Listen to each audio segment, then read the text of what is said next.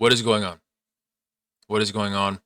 It is Garcino, and today, as you can see on my screen right here, I'm going to be walking through, without doing any fluff, without doing any stupid shit, I'm going to just basically walk through exactly what I do for research. So, just got home, I was watching the games with my friends, and like I said, I'm going to walk you exactly through. So you saw right now, I'm starting on Prize Picks. I do a minimum data points of 3. I haven't really tried anything else. 3, I think, makes the most sense to me if you don't know what minimum data points is. Basically, that's the minimum. These are considered data points, I assume. Different sports books. And so essentially, what this does is the minimum data points is saying a minimum of sportsbook information required, minimum of different sports books information required to come up with the edge or the EV percentage. So it is sharper. You can be obviously a little less conservative. You can do 1. You'll find more plays. You can do 2, you'll find a little less. If you do 3, you'll find even lesser than that. But because I want to be a little more accurate than not, I would rather do that instead. Minimum data points of 3, and personally speaking, something I did want to mess with was live, but I'm going to first go through pre-match. I'm just going to go through and see if I can find anything. I go from small to big. So if this doesn't make sense, basically, this OddsJam website has broken down the math on the payout systems for each of these platforms for the DFS pickems. All I'm going to say is you're going to go through these filters and look for green. When you find green, you try to find plays that are going to be positive EV on the total slip. And then that's your goal. And so let's just say I only find 3 green. Let's just say the hypothetical that there is stuff that is available right now. It is a Sunday evening, so there's not going to be a lot dropping at this moment. Well, let's just say there was 3 green and then it just goes to red. There's no yellow in the middle. If there's just 3 green and you're looking to place a 4-man power, you're just not going to do it. It's more than likely probably not going to be positive EV. So I would stay away from it. You see, we have 2 yellows looking for 5. Nothing. We're looking for 6 because this is a 6-man flex. So you'd be looking for 6 plays. Again, because they've calculated the math on the payout system for each type of play. So we have nothing on Prize Picks. When you switch to sports books, you're going to want to make sure your filters are still active, pre-matched. So it looks like we got a lot available on Underdog. I'm going to pull it up just to be prepared. I personally like taking the smaller size bets more often than not, just because you're more likely to hit them, but it doesn't really matter because it's all a numbers game. So the higher odds plays you take, the more likely you are to be profitable long term while being less accurate. So it really doesn't matter in the long term. We're taking this one. It is Montez Sweat over 2.5 tackles. Kevin Byrad over 6.5 tackles. And then Carl Anthony Towns over 34.5 points and rebounds. And this is a 3-man non-insured, so it's a 3-man power. And we're going to just place it. As simple as that. You could see we have the total EV. It is positive at 13% positive. Always just looking for positive. That's been my staple. I have been profitable using this for about a week straight. I like to just refresh as soon as I take plays because we know that they're updating in real time. So some plays might not be available, but they still will show on your screen because you haven't refreshed. We're just going to lock in everything right here. Nikola Vucevic, under points and rebounds. Edwards, under PRA, and Zion, under PRA. These are all the same. These are all going to be 3-man non-insured, so 3-man power plays. Insured is flex, non-insured is power. That's if anyone is wondering. So we got a Clifford play here that I didn't take. We got another Vooch, Brunson, and Arden. Nick Who, Clifford over 13.5 PRA, Jalen Brunson over 39.5 PRA, and then James Harden over 38.5 PRA. And that is the end of the green right here, as we could see for the 3-mans. And personally speaking, as you could see, there was 2, I think, there's 2 Carl plays, there was 2 Vooch plays.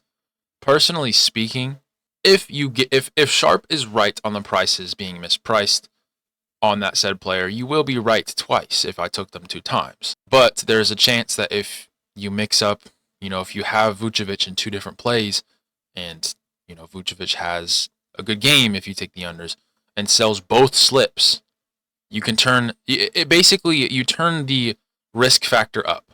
You turn it up a notch because there's always going to be variance. There's always going to be variance. You're not going to be super accurate with this method. It's a numbers thing in a sense where when you hit, you will get paid the right amount for it. And you're taking winning plays if you're sticking to the green ones. What I'm saying is if you miss on that player, more than likely if Vucevic goes over on his PRA, there's a good chance he also went over on his points and rebounds. So not only would you have sold just one play, but you have sold two just by taking one player more than once. So that I just like to stick with taking, one player once on a given game, if that makes sense. So now we're just going to work our way up. We're not going to try to repeat plays. We already know the players that we took. We would hypothetically look to do something like, did we use Harden? Yeah, we used Harden. So this is plus EV, but this is not set up as a 4-man. So you have to consider hypothetically you placed a 4-man. This is negative EV because you have 3 yellows. These are all players we took. 5-man insured. Again, we're looking for players we haven't put money on. I'm pretty sure I put money on Edwards. I'm not going to look. Lopez. So it's all going to be yellow. We're not going to find anything right here. If you wanted to take the chances, as you can see, like a lot of these plays are still green when you get to like 5-man non-insured and you go to 5 insured. You could still wait. You can take, the bigger plays if you want to take the chances. The reality is you're probably still going to make money long term as long as you're sticking to this system because you're going to be less accurate, as in you're going to hit less slips when you do the higher ones, but you're going to get paid for it. For example, if you're taking 25x 6-man insured, you're getting a 25x on underdog. You only have to hit 1 out of every 25 to even break even. And then hypothetically, you go 2 out of 25. You're up 25 units. I think that's how, like if you put $1, you're going to be positive $25. So if your unit size was $1, you'd be up 25. If you hit 3 out of 25, that puts you up 50 units. That's basically the math. I've been profitable throughout the week. We're active today still. I'm projected profits, but it's not a lot. It's not a big day, but that's where we're at. We've already put money on all these players. I'm expecting the 6-man insured to have a lot of green right now. I'm going to refresh just to make sure. So I did put money on that guy. We're looking for a 6-man right now. So we're going to do 1, 2, 3, 4, 5, 6. These is all. I actually think I put money on 8 already. So I'm going to go to Giddy. Okay, let's lock this in. And it's just a process of just hoping that the lines don't get removed as you're doing the research. That's really how it goes. So Russell Westbrook under assists. Brooke Lopez over 4.5 rebounds. Jamal Murray over 37.5 PRA. Juwan Jennings under 12.5 fantasy score. Javonte Green over made threes. And Josh Giddey under 27.5 points and assists. I'm going to be honest, I'm not feeling this Juwan Jennings one because George Kittle just got ruled out. So I'm actually going to switch that one. I'm not feeling it. I'm going to go Duren. I'm just thinking that potentially, some books fell behind on changing their prices, so they put it as a positive EV, but it really isn't. It's just because they're lacking on the news. Because I know that he got ruled out. Who got ruled out? Who did I just say? Kittle. I have him in my fantasy lineup, so I know that he got ruled out. Once again, just refreshed after I took a play, seeing if there's any new names that I didn't put money on, and it looks like there's nothing. Usually when you get to the 7 and 8-mans, you're not going to find much. That's what I've noticed. Usually 6-man flexes is kind of the cap. We're going to look on DraftKings. Haven't really found much on DraftKings in a really long time. They're pretty sharp compared to the other books. And I've also noticed you're only ever going to find 3-man non-insureds. Everything else is just straight red across the board, generally speaking. I have not placed anything larger than a 3-man on DraftKings. I hate that they fucking dragged me in with the promos, but I have already withdrawn more than I deposited, so it's pretty chill. Yeah, we got nothing on DraftKings. I'm going to just go through one more cycle. I might actually fuck around with the live. I'm going to fuck around with the live. Minimum data points of 3. And we're going to see if we can find anything.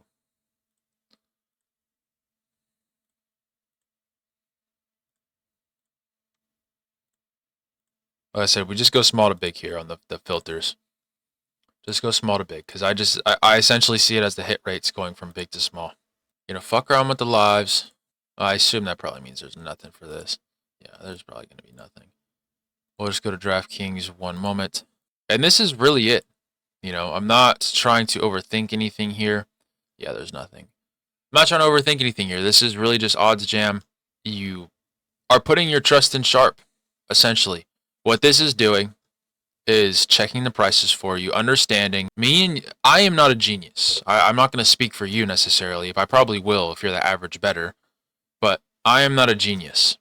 So understanding I'm not a genius, using things like Outlier to try to use filters to beat the sports books is just not going to be optimal. The reason why that is because all of those filters, all of those things that you tried to see the hit rate on, these sports books know. They know what the hit rate is with these filters. They know what the hit rate is with this game scenario. They know it. There's a lot more variables and things that come into play when you're looking at a player prop that we're just not going to be able to process. So imagine there is someone out there in this world whose day, night, they wake up, eat, sleep, drink, let's just say NBA player point props. They're going to be on these sportsbooks apps like FanDuel, Pinnacle, Circa, with these high limits, feeling really confident in placing plays because that is their thing. They are a genius in that said NBA player points. And you know what the Sharp sportsbooks do? Not only are they already going to be more accurate than majority of the sportsbooks available, like the softer books, like Underdog, but they're going to adjust based off of these sharp bettors too. For example, you have a line, a sharp bettor takes the over, or multiple sharp bettors, that line is probably going to get bumped a little bit higher, which is going to be more accurate because the geniuses know where to go. So you're really just putting your trust in Sharp, not only the sharp bettors, but the Sharp sportsbooks. And so for me, being transparent with myself, again, I literally used Outlier less than a month ago, and I was using it to bet. I tried to do plus EV, but it was way too sharp, and it was not California friendly, that's for sure. So I was just trying to be really, I was trying to use all of these filters and all this kind of stuff, especially trying to match the game scenario, thinking it mattered. And then I just had a realization. All of these filters, it's not premium. Everyone has access to this information.